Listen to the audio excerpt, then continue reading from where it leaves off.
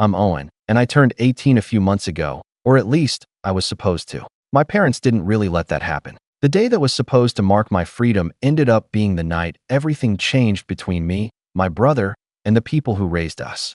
I grew up in a house where everything revolved around my older brother, Caleb.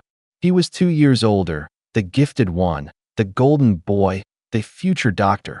At least, that's how my mom always described him to anyone who'd listen. Every time a family friend came over, she'd find a way to mention his grades or how he sacrificed his weekends to volunteer at the hospital, which, by the way, he did exactly once. My dad wasn't much better.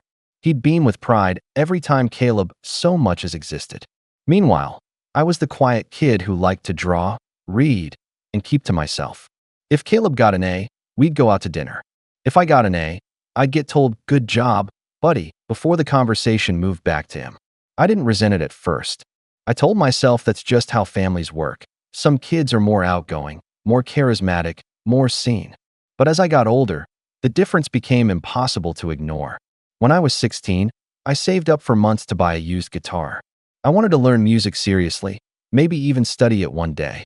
I remember showing my mom the instrument with this huge smile, waiting for her to say something nice. She looked at it, frowned, and said, "That's nice, but you should really focus on something practical, like your brother." That sentence haunted me for years. Like your brother. It was their favorite comparison. Caleb was the sun in our house, and I was the shadow that proved his light existed. Still, I try not to take it personally. I worked after school at a small grocery store, put aside every cent, and did my best to stay out of trouble. I told myself that when I turned 18, I'd finally be treated like an adult. I even planned a small birthday dinner. Nothing fancy, just a few friends at my favorite diner. But 2 days before my birthday, Mom sat me down in the living room with that look she always used before bad news. Caleb was sprawled across the couch, scrolling on his phone. "Owen," she started, "we've been thinking maybe it's best if you don't do a big celebration this year." I blinked. "A big celebration? Mom, it's just dinner with friends. I'm paying for it myself." She sighed like I was being unreasonable. "It's not about the money. It's just, your brother's been feeling down lately. He didn't get into his first choice med school, and we don't want to make him feel worse by, well, making a big deal about your birthday right now." I actually laughed, thinking she was joking. "You're kidding, right? You're canceling my 18th birthday because Caleb didn't get into college." Dad chimed in from behind his newspaper. "Watch your tone, son. Your brother's going through a hard time. You can celebrate later." I stared at them, trying to process what I was hearing. Celebrate later. As if turning 18 was something you could just postpone until it was convenient for someone else. Caleb didn't say a word. He just smirked at his phone, pretending not to listen. That night, I lay awake replaying every little moment where I'd been pushed aside for him. Every birthday where he got the bigger gift. Every Christmas where I unwrapped socks while he got a new laptop for studying. And now, even my 18th birthday wasn't mine to have. I tried reasoning with them again the next morning. "I've already told my friends. I paid for the reservation. It's not fair to cancel now." Mom's voice sharpened. "Life isn't always fair, Owen. You should be more understanding. Caleb's your brother. Don't you care about how he feels?" That last question hit me hard. Because I did care. I always had. But it was never returned. Caleb never once skipped a celebration for me.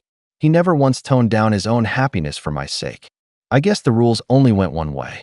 I skipped breakfast and went for a walk to clear my head. It was late February, cold and gray, and I remember thinking how fitting that was. My almost birthday day looked like it was mourning something.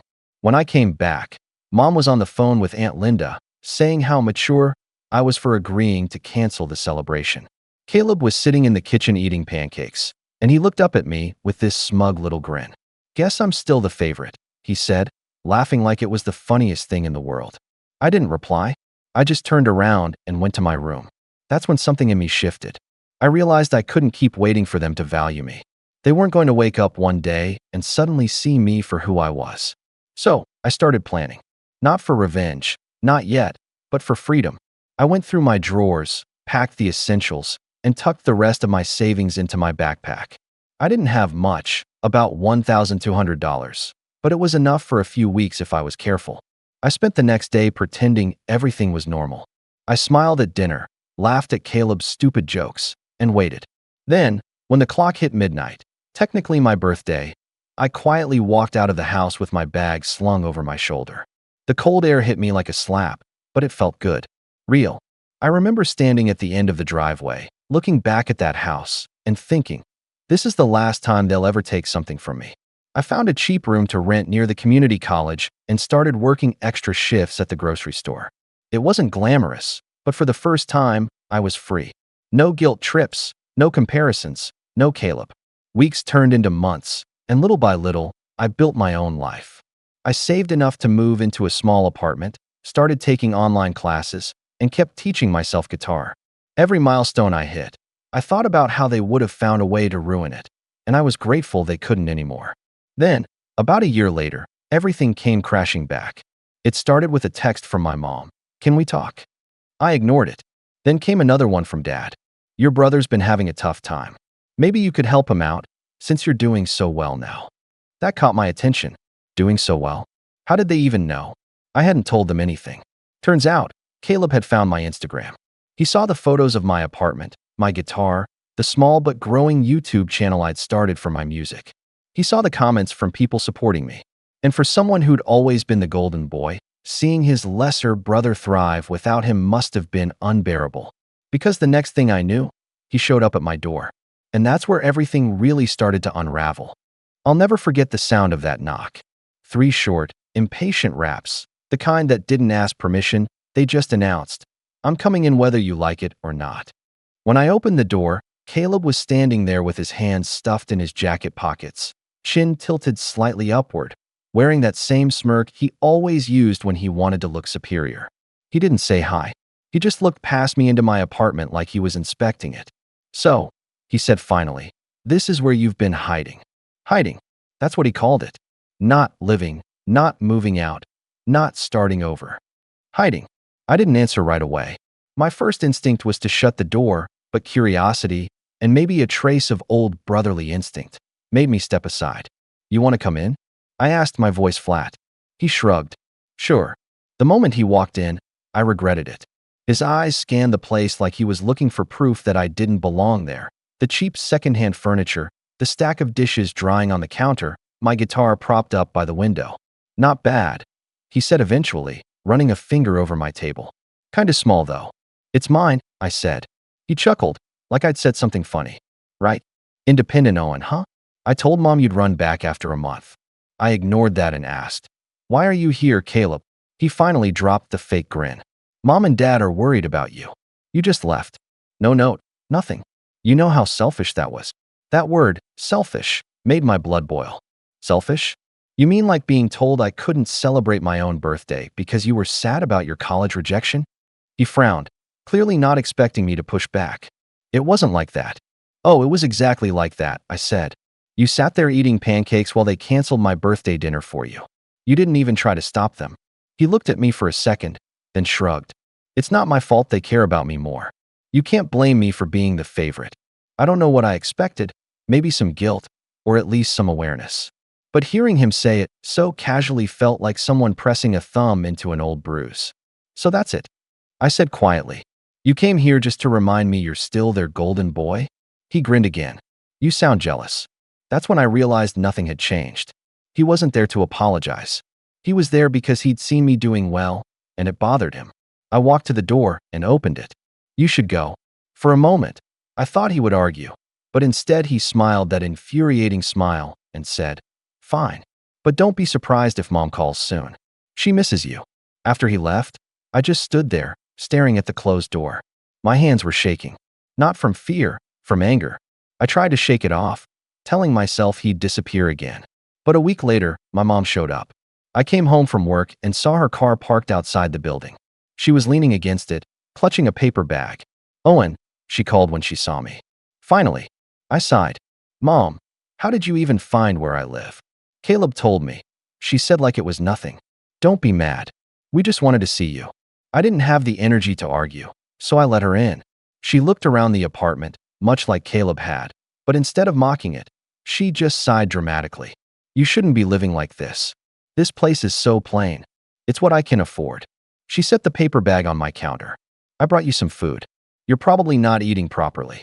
Inside were containers of leftovers, Caleb's favorites. Mom's famous lasagna, chicken parmesan, even that chocolate pie she always made for him on his birthdays. "You know I don't even like most of this," I said softly.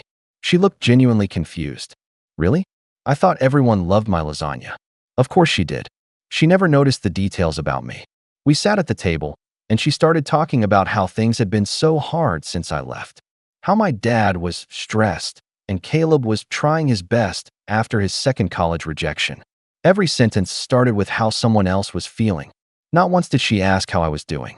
When she finally did, it was in the form of a backhanded compliment. "You seem happy. I didn't think you'd last this long out here. You were always so sensitive."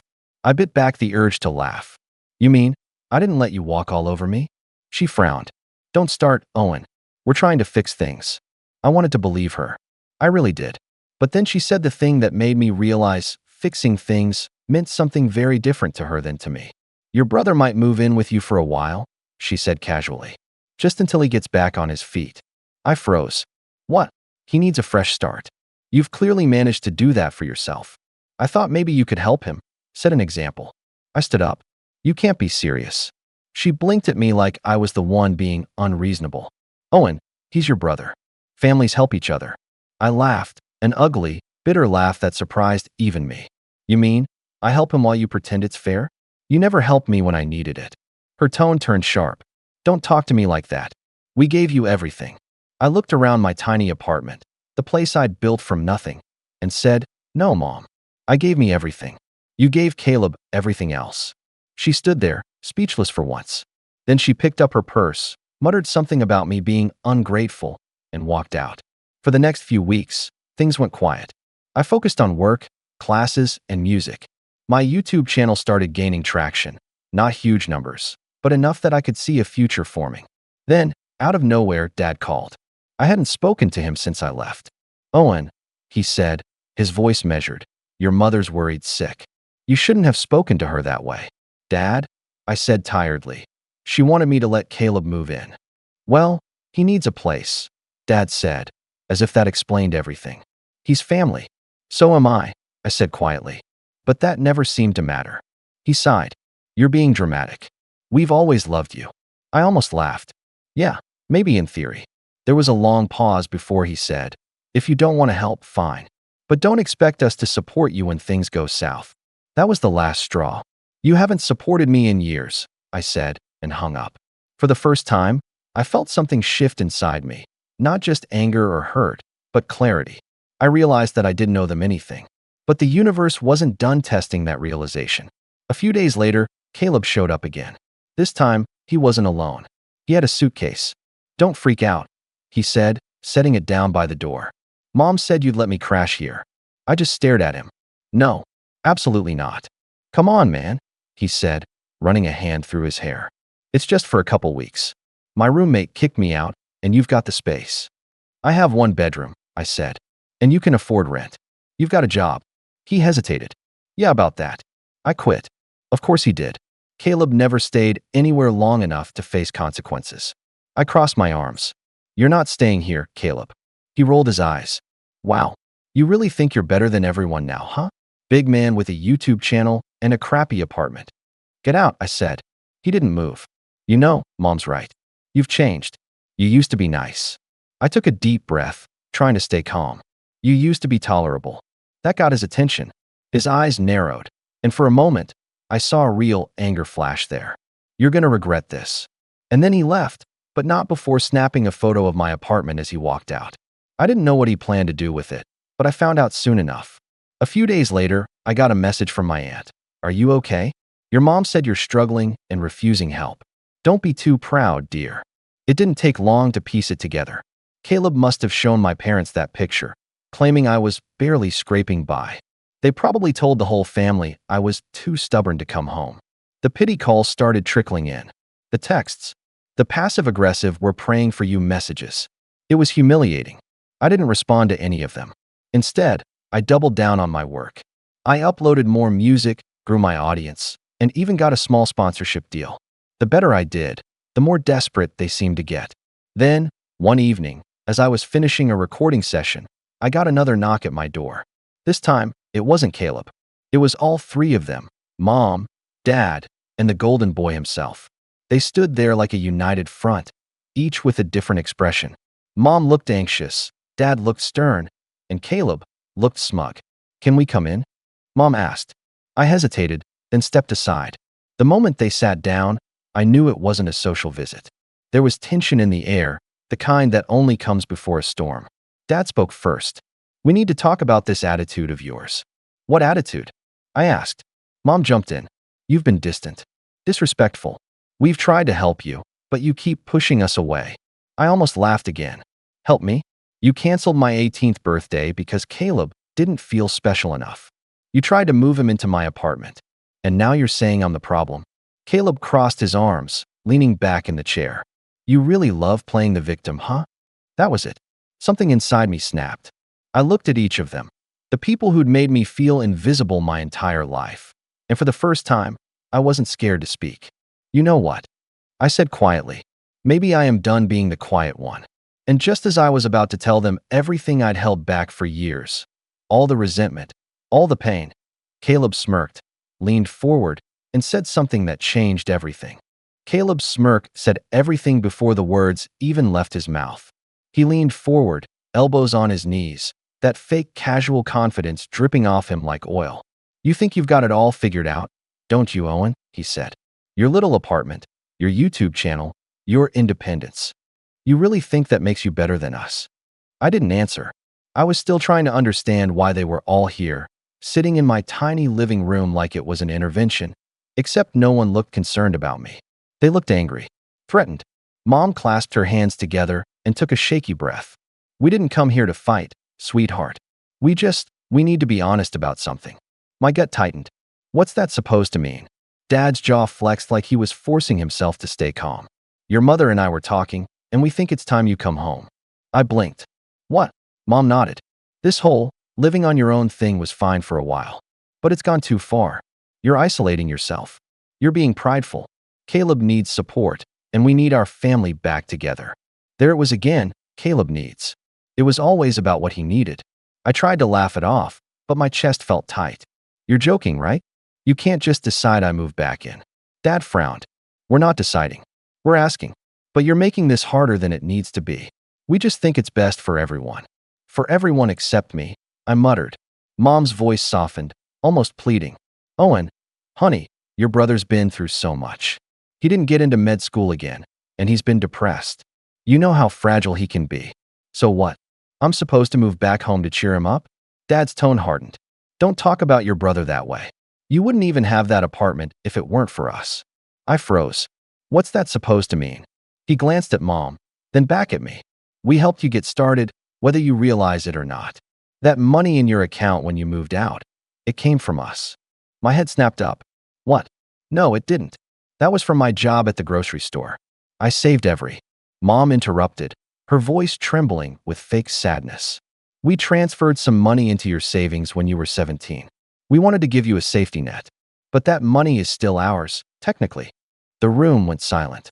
I could hear the faint hum of the fridge, the distant cars outside, and the slow, dawning realization that this wasn't about family or concern. It was about control. I stood up. "So, what? You think that gives you the right to tell me how to live my life?" Dad's eyes narrowed. "You wouldn't even have this place without that money. We deserve some respect." Caleb chuckled under his breath. "Sounds like someone owes the family a little gratitude." I turned to him, anger boiling up. "Gratitude? You mean the guy who never lifted a finger in his life wants me to be grateful?" He shrugged. "You wouldn't last a week if they cut you off." I wanted to yell, to scream. But something about the smug look on his face told me that's exactly what he wanted, for me to lose control so they could play the victims again. So instead, I took a deep breath and said quietly, "Get out." Mom's voice cracked. "Owen, get out." Dad stood up, glaring. "We're trying to help you. Don't make us regret it." I didn't move. "You already should." They left eventually, slamming the door behind them. But that wasn't the end of it. Not even close. A few days passed. I tried to move on, focusing on my music, recording late into the night. But there was a tension I couldn't shake, the feeling that something was brewing behind the scenes. And then it happened. I woke up one morning to a flood of notifications on my phone. comments, messages, mentions. My YouTube channel, the one I'd spent a year building, was blowing up. At first, I thought it was a good thing. Maybe one of my songs had finally gone viral. Then I saw the title of a new video spreading like wildfire. The truth about Owen, the liar behind the music. My stomach dropped. It was a 15-minute video, uploaded by some random account that had only been created the day before. But the voice? I recognized it immediately. Caleb. He'd used a fake name, distorted his voice slightly, but there was no mistaking the way he spoke. The same smug pauses, the same little inflections. The video showed screenshots of my Instagram, my YouTube analytics, even clips from my live streams. He claimed I was faking my success, that I'd stolen money from my parents, that I was playing the victim to make them look bad. He even implied that my followers were being scammed by a kid pretending to be broke. It was like watching someone burn down your house and narrate it like a bedtime story. At one point, he said, "Funny how Owen acts like a self-made man when all his bills were paid by mommy and daddy." Guess being the family disappointment finally paid off. I felt sick. I tried to report the video, but it had already been shared on Reddit and Facebook. My DMs were full of people asking if it was true, others mocking me, some even calling me a fraud. I called my parents immediately. Mom picked up on the third ring. "Did you know about this?" I demanded. She hesitated. "Owen, calm down. You knew?" My voice shook. "You knew, didn't you?" She sighed. "Your brother was just trying to tell his side of the story. People deserve to know what really happened." "What really happened?" I shouted. "You mean your version? Where I'm the villain for wanting a normal birthday?" Dad's voice joined in from the background. "You brought this on yourself, Owen. You cut us off. You left us no choice." I couldn't believe what I was hearing. "You let him do this? You let him drag my name online?" Mom said softly, "You should have just come home." I hung up before I said something I couldn't take back. That night, I sat in my dark apartment, staring at the glow of my laptop screen. The video had hit 20,000 views. The comments section was a battlefield, half the people defending me, the other half tearing me apart. And then I saw a comment from Caleb's personal account. "Guess success runs in the family. Some of us just earn it honestly." I slammed the laptop shut so hard the sound echoed through the apartment. For the first time in my life, I didn't just feel angry. I felt betrayed. Utterly, deeply betrayed by the people who were supposed to protect me. They didn't just ruin my birthday, or my childhood, or my peace of mind. They were actively trying to destroy everything I'd built. I barely slept that night. My thoughts kept spinning.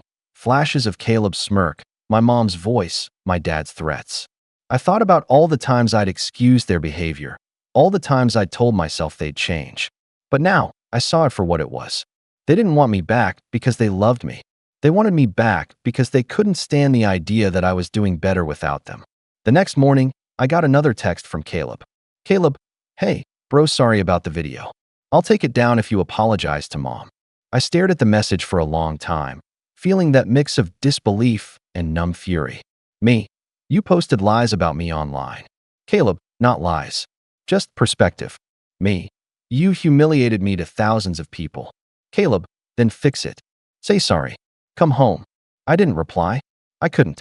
Instead, I turned my phone off and sat in silence. For hours. And that's when I realized something I probably should have seen long ago. They would never stop taking from me. Not until I made them see what they'd done. Not until I took something back. But before I could plan anything, things got worse. Much worse. Because 2 days later, I came home from work and found my apartment door slightly open. The lock was scratched, and the inside looked wrong. Drawers pulled out. Papers scattered. My guitar case, empty. Someone had broken in, and I didn't even need to guess who it was. When I first saw the mess, I didn't even move. I just stood there in the doorway, staring at my small apartment, my safe little bubble, torn apart. It didn't look real. The drawers were emptied onto the floor, my books scattered like someone had stomped through them, and the one thing that made this place feel like mine, my guitar, was gone. For a second, I told myself it had to be a coincidence. Maybe someone random had broken in. Maybe I'd been unlucky. But then I saw it. On the kitchen counter, right beside the pile of my open mail, was a small photo. It was a picture of me and Caleb when we were kids, the one that used to sit on my dresser back home. We were maybe 10 and 12, both in matching sweaters, forced smiles plastered on our faces. I hadn't seen that photo in years. And now it was sitting here, like a calling card. My hands started shaking. I grabbed my phone and dialed the police, my voice trembling as I explained what had happened. They came, took notes, looked around, and basically told me what I already knew. Without security footage or witnesses, there wasn't much they could do. They wrote a report, told me to make a list of everything missing, and left. The moment the door closed behind them, the silence felt heavier than before. I sank onto the couch, surrounded by the wreckage, and just sat there staring at the empty spot where my guitar used to be. It wasn't just an instrument. It was the one thing I'd bought entirely on my own. My first real proof that I could make something of myself. And now it was gone. That night, I didn't sleep. I couldn't. Every sound made me flinch. The hum of the fridge, the creak of the floorboards, everything felt like a threat.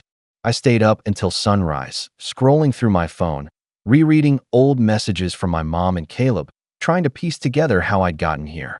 The next morning, I went through my drawers again, this time more carefully. I found something I hadn't noticed before, an envelope tucked behind a stack of receipts. Inside was a folded note, written in my brother's unmistakable handwriting. "You should have stayed humble, little bro. Maybe this will teach you." No signature, no explanation, just that. My hands clenched so tight the paper crumpled. I could feel the anger rising in me. Hot, suffocating, and useless. Because what could I do? Call the police again and tell them my brother probably did it? They'd just shrug and say it was a family matter. So instead, I did nothing. I cleaned up the mess, threw the note in a drawer, and forced myself to keep moving. I went to work that day like a zombie. My boss, a kind older guy named Rick, noticed immediately. "You all right, kid?" he asked while restocking shelves. "Yeah," I lied. "Just tired." He didn't push. He just nodded and said, "You're one of the good ones. Don't let people wear you down." It was such a simple thing to say, but for some reason, it stuck with me. I needed to hear that I wasn't crazy for feeling the way I did. Over the next few days, I stayed quiet. I didn't call my parents. I didn't text Caleb. I just worked, ate, and slept. The world outside my apartment kept spinning, but mine had shrunk into something small and silent. My YouTube channel took a hit. I lost subscribers, brands stopped replying, and a few of my fans sent messages saying they were disappointed after seeing that video Caleb made. I tried posting a short update explaining that it was all lies, but that only made things worse. The trolls came in full force, accusing me of lying, saying I was playing victim again. It was like screaming into a void that just echoed back laughter. One evening, after another long shift at the grocery store, I sat on my balcony with a cup of coffee gone cold. The sky was gray, the city humming below me, and for the first time, I felt completely alone. No family, no reputation, no guitar, nothing that made me feel like me. That's when the thought hit me. Maybe this was my rock bottom. And weirdly enough, that gave me clarity. Because if this was the lowest point, then the only direction left to go was up. So I started making small changes. I didn't announce them, didn't tell anyone. I just began rebuilding quietly. The first thing I did was close my old social media accounts. Every single one. I created a new YouTube channel under a pseudonym and began uploading again, using what I had left, my backup guitar, an old mic, and a cheap laptop. I didn't care about followers anymore. I just needed to create. It felt good, almost therapeutic, like I was taking back pieces of myself they couldn't touch. Then I picked up a second job at a local cafe. The owner, a woman named Claire, hired me without much fuss. She liked my work ethic, and soon I was pulling morning shifts there and evenings at the store. It was exhausting, but it kept me focused. A few weeks passed, and I started to notice something strange: silence. No calls, no texts, no new chaos.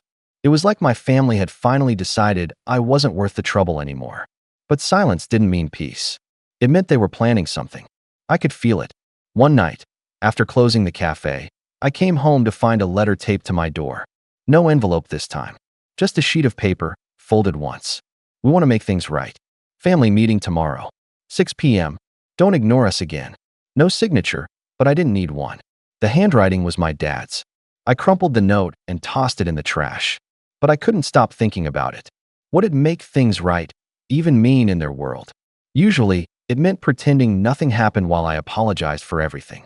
Still, a part of me, the naive part that still hoped for something good, considered showing up. Maybe they'd realized how wrong they'd been. Maybe Caleb had confessed. Maybe they were ready to be a real family. By 6 p.m. the next day, I was pacing my living room, torn between curiosity and self-preservation. In the end, I didn't go. I knew how that meeting would end, with me being guilt-tripped into forgiving them while Caleb sat there smirking. So I stayed home. And an hour later, my phone buzzed. "Mom, we waited for you. This was your last chance to fix things." "Dad, don't bother calling again. We're done." That was it. Years of loyalty, of begging for approval, of trying to prove I was enough, all erased in 2 messages. For the first time, though, I didn't cry. I just felt empty, then calm, because I realized something powerful in that moment. I didn't need them anymore. But fate, or maybe irony, wasn't ready to let me rest. A few days later, I got an email from a company, the one that had sponsored my music channel before everything went downhill. They'd seen the drama online and decided to cut ties. My small source of income was gone. It hurt, sure, but part of me had expected it. The damage Caleb caused wasn't going to vanish overnight. I spent the next few weeks scraping by. Rent, food, work, repeat. I barely had time to think, and maybe that was a blessing. But every once in a while, I'd look at that empty corner where my guitar used to sit and feel that ache again. Then one evening, as I was closing up the cafe, Claire came out from the back with a letter in her hand. "Someone dropped this off for you," she said. I frowned. "For me?" She nodded. "Guy said he was your brother." My stomach dropped. I took the envelope and stepped outside into the cool night air before opening it. Inside was a single note and a photo. The note read, "You didn't show up." So I showed them the truth. The photo was of me, sitting in my apartment, unaware, taken through my window. I felt the blood drain from my face. That was when it hit me. Caleb hadn't just broken in once. He'd been watching me. I didn't go home that night. I couldn't. I stayed at the cafe until dawn, drinking stale coffee, staring at that photo, and trying to think. My brother wasn't just cruel. He was obsessed. He wanted me to break completely. But sitting there, surrounded by the hum of the espresso machines and the faint city lights outside, something inside me hardened. He wanted me to feel powerless. He wanted me scared. And for the first time in my life, I decided I wasn't going to give him that satisfaction. If this was rock bottom, if they'd truly taken everything from me, then it was time to stop playing defense. Because I might have been the quiet one all those years. But I wasn't stupid. And if Caleb thought he could destroy me and walk away untouched, he was about to learn just how wrong he was. When you hit rock bottom, there's something strangely liberating about it. You stop worrying about what people think of you because, honestly, there's nothing left to lose.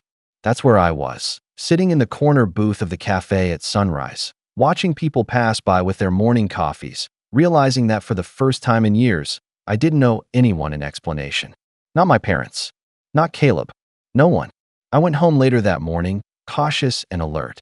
My stomach twisted as I unlocked the door, half expecting another mess, another note, another photo. But the apartment was quiet. Still, just the same faint smell of stale coffee and detergent. I checked every corner before locking the door behind me. Then I sat down at my desk and started writing. At first, it was just lyrics. Angry, raw lines about betrayal and silence and the weight of being invisible. Then, melodies started forming in my head. I picked up my backup guitar, the cheap one I'd bought secondhand years ago, and started recording. It wasn't polished. It wasn't pretty, but it was real. For weeks, I poured everything I had into that project. Every ounce of pain, every bit of anger, every silent scream I'd held back for years went into those songs. I stopped worrying about getting views or sponsorships. I didn't even use my real name this time, just the alias Noah West. I wanted the music to speak for itself, without the baggage of my family's name attached to it. At first, nothing happened. The videos got a few hundred views here and there. A comment saying, "This sounds different. I like it." Another one saying, "You can feel the emotion in this." That was enough to keep me going. By the second month, things started to change. One of my songs, Glass Houses, got picked up by a small music channel that shared underground artists. Within a week, it had 100,000 views. Then came the messages. People from all over saying the song felt personal, that it helped them through things they couldn't even describe. A girl from Canada wrote, "I played this on repeat when my family disowned me. Thank you for making me feel less alone." I didn't respond to every message, but I read all of them. Each one reminded me that maybe, just maybe, Everything I'd gone through wasn't for nothing. By month 3, I was getting emails from indie producers asking if I'd collaborate. One even offered to feature my song on a Netflix teen drama's background playlist. The royalties weren't life-changing yet, but they were enough to cover rent, comfortably. For the first time since leaving home, I felt something I hadn't in years: stability. I quit my grocery store job to focus on music full-time. Claire at the cafe insisted I stay part-time. "Just in case you need a place to breathe," she said. And honestly, I was grateful. She was one of the few people who saw me as a person, not a project. One day, after finishing my shift, she sat across from me at one of the tables and said, "You look lighter these days." I smiled for the first time in a while. "Yeah, I guess I'm finally getting somewhere." She nodded. Funny thing about success, it's loud enough that people start hearing it even when you're not trying to shout. I didn't realize how true that was until 2 weeks later. I got an email from an unfamiliar address. The subject line read, "Saw your video. Proud of you." It was from my aunt, Linda, the only relative who'd ever treated me like I mattered. She said she'd stumbled on my new channel by accident and had no idea it was me until she recognized my voice. "I always knew you'd find your way," she wrote. "Don't let anyone take this from you again." Reading that felt like a small healing. Like a piece of the broken puzzle of my past had quietly shifted back into place. But success has a way of attracting attention, even the kind you don't want. A month after Glass Houses went viral, I got a message on Instagram. No profile picture. No name. Just, "Nice song. Shame your parents don't know it's you." My heart sank. I didn't reply, but I didn't need to. I knew exactly who sent it. Caleb. He'd found me again. But this time, something was different. I wasn't scared. I wasn't the same quiet kid who walked out of the house that cold February night. I had something now, something he couldn't take from me. Proof that I could build a life without them. Instead of reacting, I stayed silent. I kept posting music, working, and slowly building my audience. Every song I released grew faster than the last.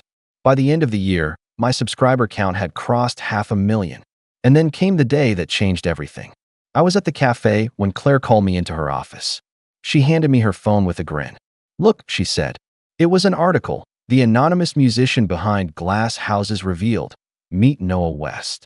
My real name wasn't in it, but the world was starting to notice me. Record labels were reaching out. Interviews, features, even small TV spots. I should have been over the moon, and part of me was, but another part of me felt the weight of what was coming. Because fame, even small fame, has a way of dragging ghosts back into your life. That night, as I was packing up my recording gear, I heard the faint buzz of my phone. A text from an unknown number. "Heard you're famous now. Guess mom and dad were wrong about you." See, no apology. No acknowledgement of what he'd done. Just that smug, passive-aggressive tone he'd mastered since childhood. I didn't reply. I didn't block him either. I just let the message sit there, a reminder. But I wasn't naive. I knew him well enough to know he wouldn't stop there. Caleb thrived on control, and losing me, must have driven him insane. Sure enough, within a few weeks, my parents reached out. This time, not with guilt trips or insults. Just carefully crafted messages that sounded rehearsed. "Mom, we saw you on the news. We're so proud of you. Maybe we could come to one of your shows." "Dad, you've really made something of yourself, son. Let's put the past behind us." I stared at those messages for a long time, reading and rereading them. The same people who disowned me, humiliated me, called me ungrateful, now wanted to celebrate me. And maybe a few months earlier, I would have been tempted to believe they'd changed. But I'd learned something important about them. Their love was conditional. It existed only when I was small enough for them to control. Still, I didn't delete the messages. Not yet. Because a part of me, the strategist in me, realized that I might finally have the upper hand. I didn't respond, but I started documenting everything. The messages, the calls, the comments on my videos from anonymous accounts that somehow always knew too much about my life. I even installed a camera inside my apartment this time, one facing the door, one by the window. If Caleb or my parents wanted to play games again, I was going to be ready. Meanwhile, I kept rising. The label offer came in February, exactly 1 year after my 18th birthday, the night I'd left home. A poetic full circle. They wanted to sign me for a small album deal, creative freedom intact. I signed it that same week. Within months, I was performing small live sets around the city. The crowds weren't huge, but they were mine. Every person there sang along to lyrics I'd written alone in that broken apartment. Every cheer, every clap felt like taking back another piece of what my family had stolen from me. And the money started to come in. Not rich money, but enough to breathe, to pay off debts, to upgrade my studio, to finally buy a new guitar. A better one. When the first royalty check cleared, I stood in my apartment holding it and couldn't help but laugh. I wasn't laughing at the number. I was laughing at the irony. Because for years, my parents had told me that following my passion was a waste of time, that I needed to be realistic, that I'd end up begging them for help. And now, I was earning more from my waste of time than they ever made in a year. I didn't post about it. I didn't brag. But word got around anyway. My aunt called one night, saying she'd heard from someone in the family that my parents were bragging to their church friends about how successful their musician's son was. The same people who once told me I was a disappointment were now using my name for attention. At first, I brushed it off. Let them talk. But then something happened that made me realize this wasn't harmless pride. It was another setup. One morning, I got an invitation in the mail. No return address, just elegant handwriting on thick paper. You are cordially invited to celebrate Caleb's graduation and new career opportunity. The address? My parents' house. And at the bottom, written in my mom's neat cursive, were the words, "It would mean the world if you came." I stared at that invitation for a long time. It wasn't an olive branch, it was bait. And for the first time since I'd left, I didn't feel afraid. I felt ready. Because I had something I'd never had before, leverage. They thought I was still that quiet kid they could walk over. They didn't realize that the same silence they used to mistake for weakness had turned into something else entirely, focus. So, I put the invitation down, leaned back in my chair, and whispered to myself, "All right, Caleb, let's see how you handle the spotlight when it's not all about you." Because this time, I wasn't going there to make peace. I was going there to make history. The invitation sat on my desk for a full day before I touched it again. Every time I glanced at it, I felt the same mix of irritation and curiosity. A graduation celebration, huh? The timing was too perfect. My career was finally taking off. My name was trending on a few music sites, and now suddenly they wanted me at a family gathering. I could practically hear Caleb's voice behind it, smooth, smug, already rehearsing whatever public humiliation he was planning. But this time, the difference was simple. I wasn't walking in as the forgotten kid. I was walking in as someone who finally had control. So, I decided I'd go, but not unprepared. The first thing I did was call Aunt Linda. She'd always been my quiet ally, the one who whispered encouragement when everyone else dismissed me. I told her about the invite, about the break-in, and about Caleb's little documentary that nearly wrecked my reputation. There was a pause on the line before she said, "Owen, if you're going, you need to make sure the truth comes out on your terms, not theirs."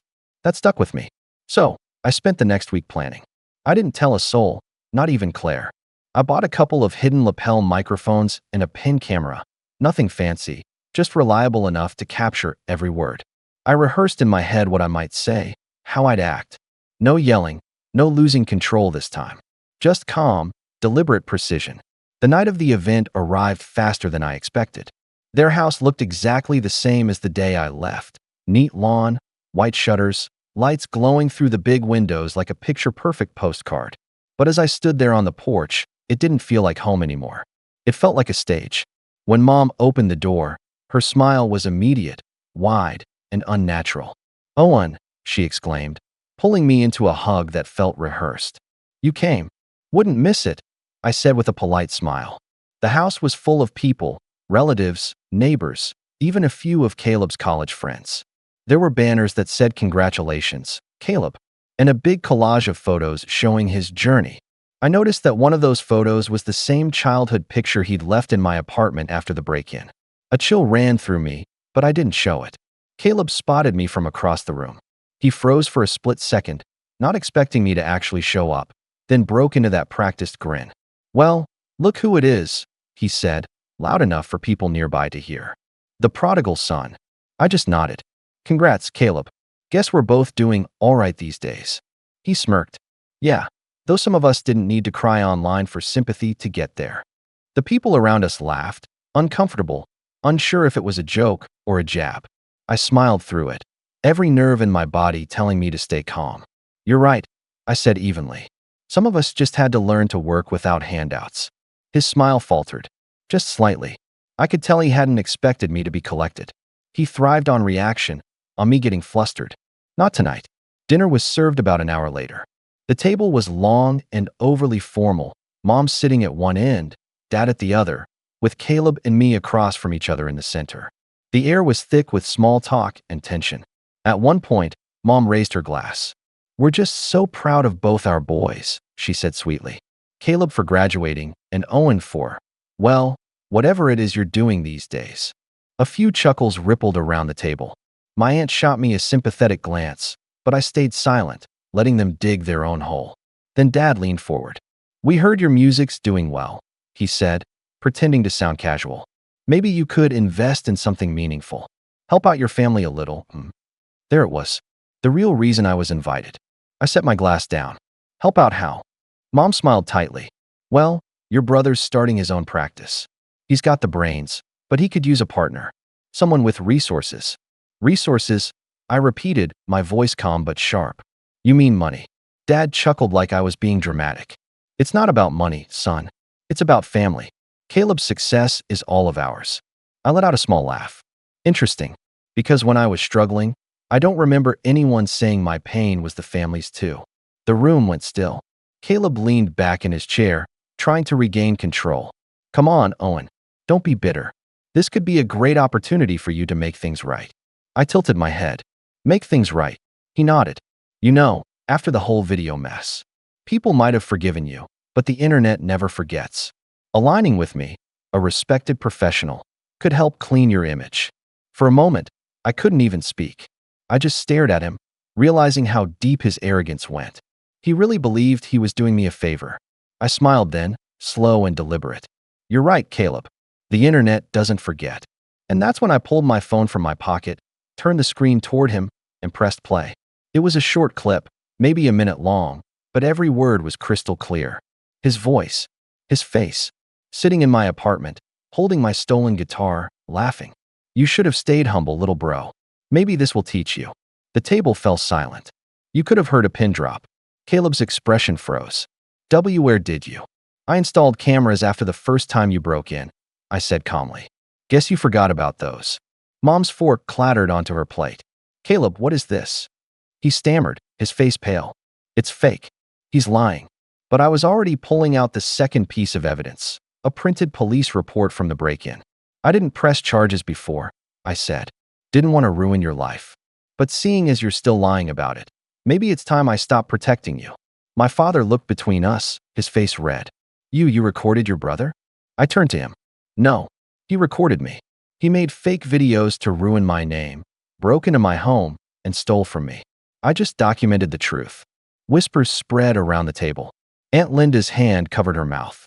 Caleb looked cornered, his jaw tightening. "You can't prove." "Actually," I said, cutting him off, "I can." I tapped my phone again, this time opening a private web page, my lawyer's website. "Meet my new manager." And yes, he's also an attorney. We've been preparing a civil case for months. Libel, defamation, property theft, all neatly documented. The color drained completely from Caleb's face. Mom reached for him, whispering, "Tell me this isn't true." He didn't answer. I leaned back, calm, steady. "Don't worry, I'm not pressing charges yet. But I wanted everyone here to see who the real victim is. And if any of you ever repeat what he posted about me again." I looked around the table, my voice quiet but firm. "You'll be hearing from him too." I slid my chair back and stood up. No yelling, no tears, just quiet power. Before I left, I turned to my mother. "You once said I should be more like Caleb. I think I finally understand why that was such a terrible idea." Then I looked at Caleb one last time. Frozen, humiliated, his perfect image cracked for everyone to see. "By the way," I said with a faint smile, "I'll be releasing a new song next week. It's called Family Business. Thought you might enjoy it." I walked out before anyone could say a word. Outside, the air felt sharp and clean, like the first breath after being underwater too long. I could hear murmurs from inside, disbelief, anger, the crumbling sound of a reputation collapsing. When I got in my car, I sat there for a minute, letting the moment sink in. The same house that once made me feel small was now just another backdrop, a place I'd outgrown. I turned on the engine, rolled down the window, and drove away without looking back. And that night, when I got home, I picked up my new guitar and wrote a final verse to a song I'd been working on. It wasn't angry. It wasn't bitter. It was calm, the kind of peace that comes when you stop needing revenge and start living like you've already won. Because that's the thing about people who try to destroy you. They never expect you to rise quietly. They expect you to break. But I didn't break. I rebuilt. And this time, they had to watch. The fallout came faster than I expected.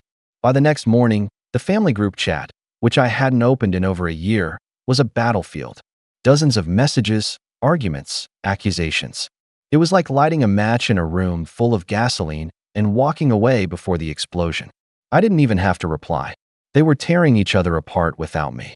My aunt texted first. "Aunt Linda, you did the right thing. They needed to be exposed. Don't let anyone guilt you for defending yourself." I thanked her, but she didn't know half of it. The confrontation at that dinner had gone viral in its own way, not online, but inside the community where my parents and Caleb thrived. Their perfect reputation, the one they protected for years like it was sacred, was finally cracked open for everyone to see. Word spread quickly through relatives and friends. The Golden family wasn't so golden anymore. Apparently, a few of Caleb's friends who were at the dinner filmed snippets after I left. Nothing incriminating from my side, but enough to show Caleb stammering, my mom crying, and my dad yelling about betrayal. Someone posted it on a local gossip forum, and within days, it made its way around our small town. Suddenly, my family wasn't the model of perfection. They were the cautionary tale. Mom called me 3 days later. Her voice was shaky, tired. "Owen, please. You've humiliated us." "Mom," I said calmly, "I didn't humiliate you. I just stopped covering for you." She tried to sound sympathetic, that same old tone she'd use when she wanted control. "Your brother is devastated. He hasn't left his room." "Good," I said, before I could stop myself. Then softer, "Maybe he'll finally know what it feels like." She sighed, sniffling. "We're family. We should be helping each other, not destroying each other." That line almost made me laugh. I was never family to you, Mom. I was just the comparison point. The reminder of what Caleb wasn't. There was silence on the other end, and for once, she didn't have a quick response. Just a small, broken, "We didn't mean for it to go this far." But it had, and now there was no going back. After that call, I blocked her number. Not out of anger this time, but out of peace. In the weeks that followed, the ripples of that night spread wider. Caleb's graduation opportunity? Gone. The practice he'd been bragging about turned out to be an internship offer, one that was quietly withdrawn after his employers saw the police report I'd filed, and then reactivated when I gave them permission to view the evidence. Apparently, they didn't want someone with a pending civil case for break-in and libel around their clients. I didn't even have to lift a finger. The truth had a way of doing its own work once it was free. My parents tried damage control. They called relatives, pleaded with friends, even sent out long messages about how misunderstood Caleb was. But the more they tried to fix it, the worse it got. Everyone had seen the cracks now. The favoritism, the manipulation, the double standards. Even my dad's co-workers started distancing themselves.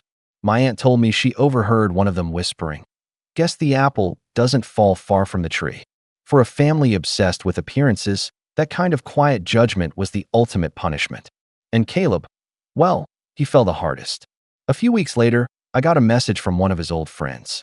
"Dude, your brother's been losing it. He won't stop ranting about you. Says you ruined his life." I didn't reply, but I won't lie. It felt good to read that. Not because I wanted him destroyed, but because for once, he was the one feeling powerless. Then came the night that closed the chapter completely.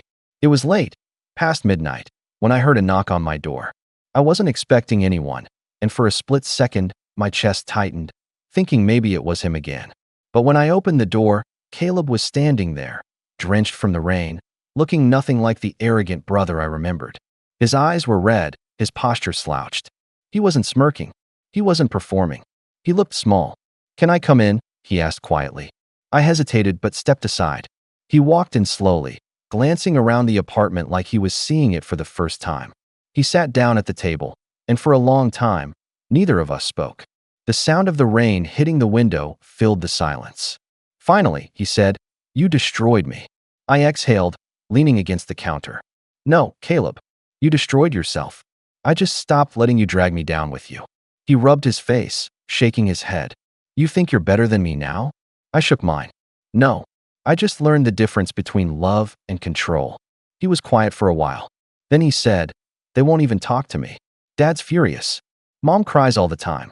Aunt Linda won't answer my calls. It's like everyone turned on me overnight." "That's what happens," I said softly, "when you live off lies. They catch up eventually." He looked up at me then, his voice trembling. "I didn't think it'd go this far. I just wanted you to stop making me look bad." That line hit me harder than I expected. Stop making me look bad. That's all this had ever been about. It wasn't jealousy of what I had. It was jealousy of who I was becoming.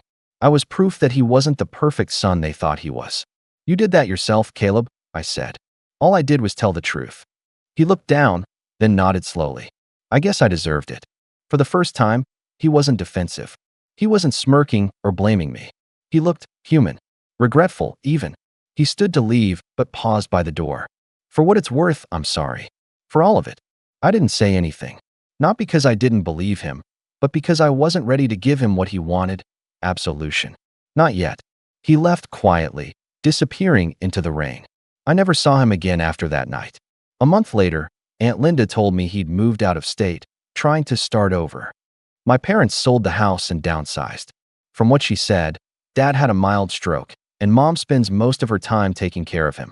I didn't feel joy hearing it, just a kind of melancholy acceptance. The past had finally collapsed under its own weight. Meanwhile, my life kept moving forward. The album I'd been working on, Glass Houses, released that spring. It debuted modestly, but word of mouth carried it fast. Critics called it haunting, sincere, and a quiet masterpiece. The final track, 18, was the most personal one I'd ever written. It told the story of that night, the birthday I never got to have, the family that tried to control me, and the freedom I found by walking away. It wasn't angry. It was reflective, and people connected to it deeply. One of the comments under the official upload said, "This song sounds like someone finally closing a chapter." They were right. When the royalties came in, I donated part of them to a youth shelter near my old neighborhood. Kids who aged out of the system, kids who had nowhere to go when they turned 18. It felt like giving that scared version of myself a voice, a chance, a home. Sometimes, I'd still think about my family, not with hatred, but with distance, like characters from a book I'd already finished reading. And every once in a while, when I played 18 live, I'd spot someone in the crowd with that same haunted look I used to wear. Someone who'd been told their feelings didn't matter.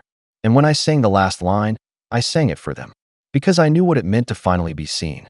One night, after a show, a fan came up to me. She looked nervous, maybe 17 or 18, holding a crumpled piece of paper with my lyrics on it. "That line," she said quietly, "the one about walking away to become real, it saved me." I smiled at her and said the only thing I could think of, then it did what it was meant to. When she left, I sat alone backstage, looking at the empty stage lights fading to black. It hit me that my story, the pain, the betrayal, the silence, had turned into something that healed others. That was the real revenge. Not the confrontation, not the exposure, not even the downfall of the people who tried to destroy me. The real revenge was living a life so honest, so full, that the ones who broke me would have to watch from afar, powerless to rewrite it. And as for me, I finally celebrated that 18th birthday, 1 year late, but properly this time. Just me, a few real friends, and a cake with too many candles. When they asked what I was wishing for, I smiled and said, "Nothing. I already got it." Because for the first time in my life, I didn't need their approval. I didn't need their love. I was free. And freedom, after a lifetime of being silenced, was the sweetest revenge of all.